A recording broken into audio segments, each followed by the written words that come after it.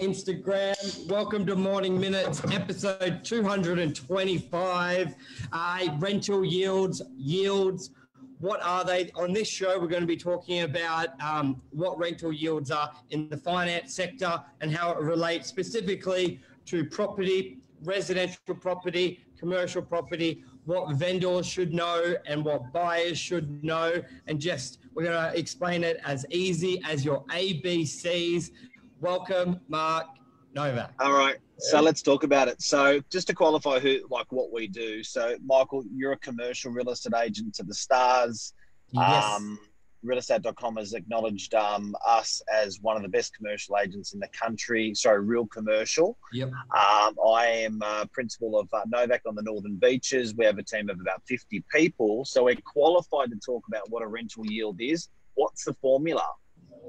Yeah, so the formula, let me bring up the technical definition. I had this prepared earlier.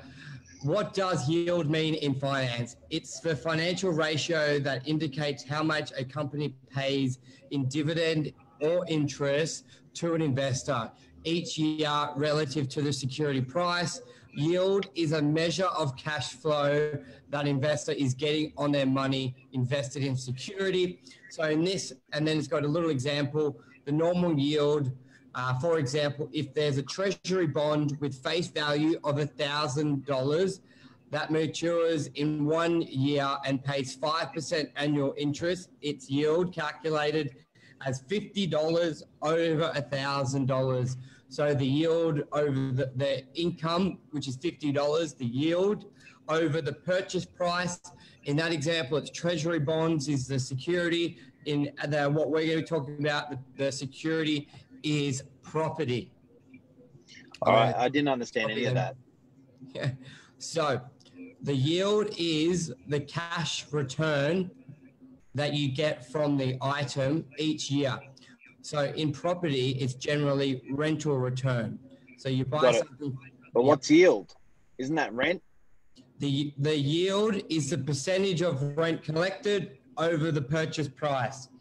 So you get, Over what period? What you bought it at.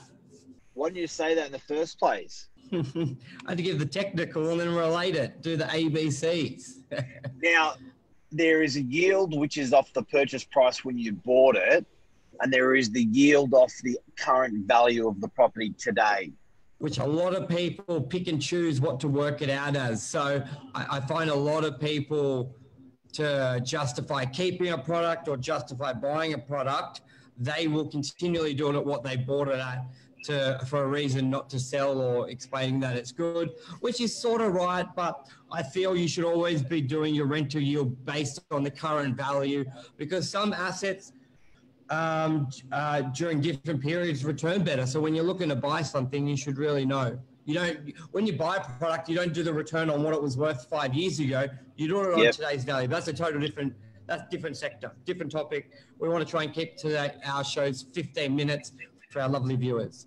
So when you have a rental yield on a property, what would you expect off a residential property as a rental yield? So that means we're taking the annual income it's generated, we're putting it over what it was, the price you purchased it at. So let's use a unit for 500 grand. What would a unit for 500 grand rent for per week? One bed I sell, be about I would say 450 a week. So 450. What's that? Times 52 equals 23,400 divided by 500. So you're dividing it by 500 because that's what the unit was purchased at, all right? So purchased at 500K, so 23,500 over 500K. What's that percentage that it gives? And then you times by 100. Comes to 4.68%. So anyone watching there, yo. Okay, so 4.6% is the yield that you will get for the rental property. Now, as an example, what are you borrowing money from banks at? You're borrowing money from banks at, say, 3%. Okay, so you're getting a 1.6 over what you're borrowing your money at. So that's regarded as a positive return. That's a good yield. And that's different compared to like that example on treasury bonds where you don't normally have to worry about where you bought the property at. Because when you generally buy shares or bonds or gold, you're generally paying it all with cash. So it's just, what does it give me, the dividend? And then obviously the theory is the same. You want the long-term value of the product to go up. But with property, a lot of the time people are financing it.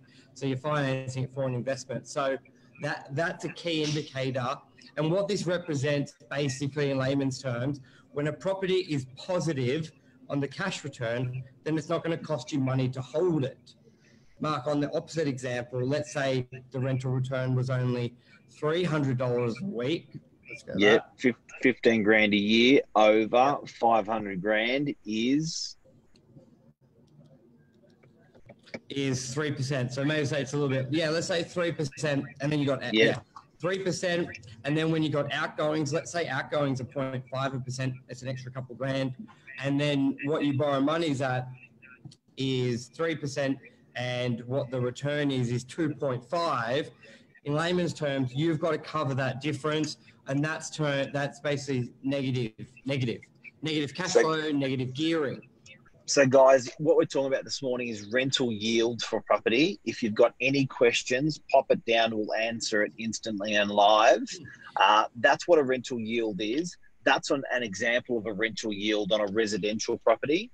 A commercial property, what's a traditional yield that you would get? So if I bought a commercial property for 500 grand, actually, can we use the one that we just sold in Narbang as an example? So we just sold one in Narbang in Belrose.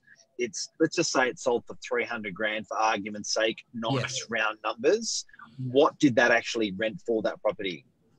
Yeah, so that was leased for $30,000 a year gross.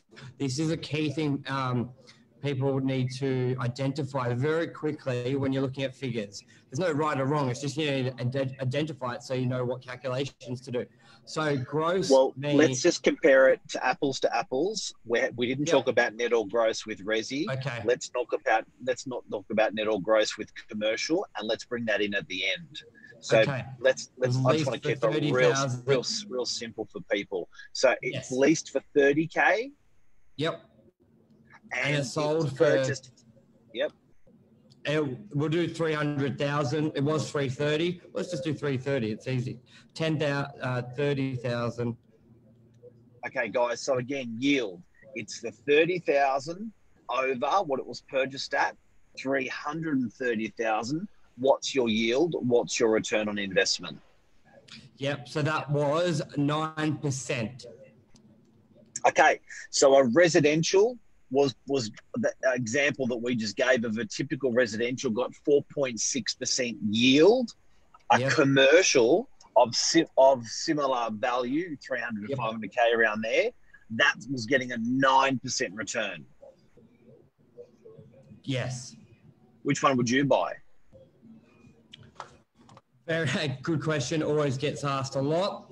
Obviously, based on rental return, the commercial is superior, and there's many other factors that go into it. But if you were just looking for rental return or yield? Same thing.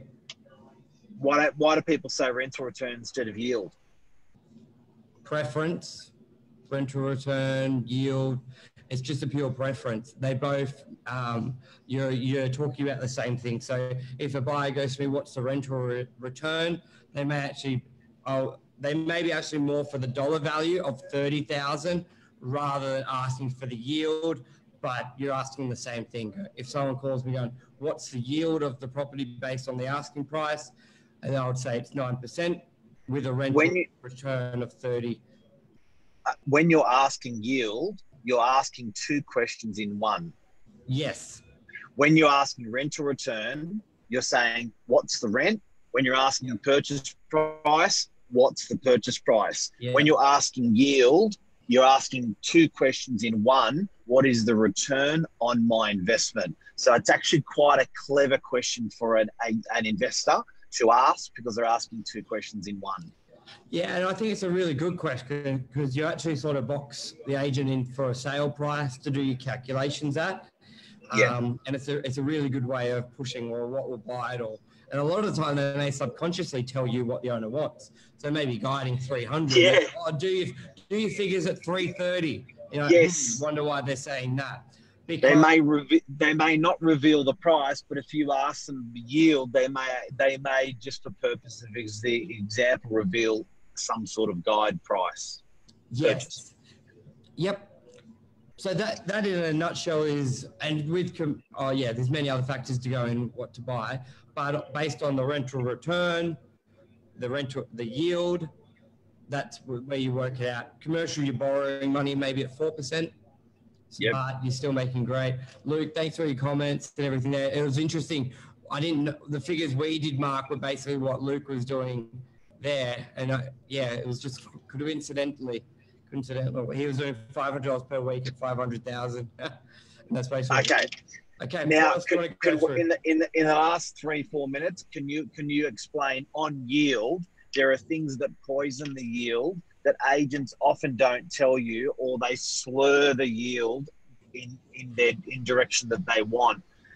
You started on it with commercial outgoings. So with outgoings on a residential, how does that affect your yield? And outgoings on a commercial, how does that affect your yield? And sometimes you can push some of that off to your tenant. Yeah, definitely. So the premise is the same. The terminology is we discuss gross yield, but the true figure you need to work out, and a lot of the time you need to do your own investigations, is the net yield. And for this argument, let's just call it gross or net. We won't go through net, and triple net. We'll just pretend true net yield. Now, what the net yield, that figure is the true figure after all outgoings, what's really in your pocket after all the expenses. Now, what those expenses can be when you start at gross yield, you're minusing council rates, you minus land tax, you minus maintenance, you minus agent fees, you minus strata, you minus electricity if you're paying. So especially residential, your gross yield may be at 4.68, but when you minus all these things, let's, for example, on the same example we did, let's say those outgoings add up to $5,000. So we used $500 a week before, so times 52 equals 26,000 a year. I think we used 460 a week, which is 23,500 in return. That was $500. 23,500. Yep, So how much would you pay Strata Water Council? Yes. So let's just say $5,000 total. So we did 450, didn't we? 450 times 50. 460. So 460 times 52 is 23,920. Now let's say your council water Strata, $5,000 is generally where it's at. Sometimes, or a lot of times more. So now, why this is important, guys, is when you give a commercial yield or a residential yield, is it being poisoned by outgoings? And that's net and gross, which Michael just mentioned. But the big one is the tenant paying the outgoings, because in a lot of commercial, residential, generally always, the tenant doesn't pay outgoings. The tenant won't pay your strata, your water, or your council. They'll pay your water usage, but not water services. So again, it's important when you're looking at rental yields to identify, is the tenant going to be paying the outgoings, or is the landlord going to be paying the outgoings when it comes to commercial? And that anything else to wrap up on? No, because just on that last minute, I'll finish that calculation. So at 500,000, the yield goes down to 3.7% on residential. So if you're borrowing your money at 3% instead of making 1.5, it's halved. So you may have thought you're making just think of anything in life. You thought you're making 5,000, you get half it. You're going to be disappointed if you don't know the facts. And like Mark just said in our last minute, because we're going to keep these to 15 minutes, so you got some consistency out there, because we know a lot of you are traveling to work. So commercial, with residential, the income of 24 minus 5, lost. Can't get it back. Great thing about sometimes with commercial, of that $5,000 of outgoings, you may be able to get $2,000 back from the tenant, $3,000, or in some cases, the Land tenant tax. pays all of it. So, Yeah, plus land tax even sometimes. Yep. So thank you for tuning in, everyone. Hope you enjoyed it. Any other questions on rental yield or anything like that, give us a call. We'll be back tomorrow morning. Rental yield, rental yield, rental yield with Michael Burgio and Albert Einstein. Yes, and Mark Novak. See you guys. Bye. Love you, bye.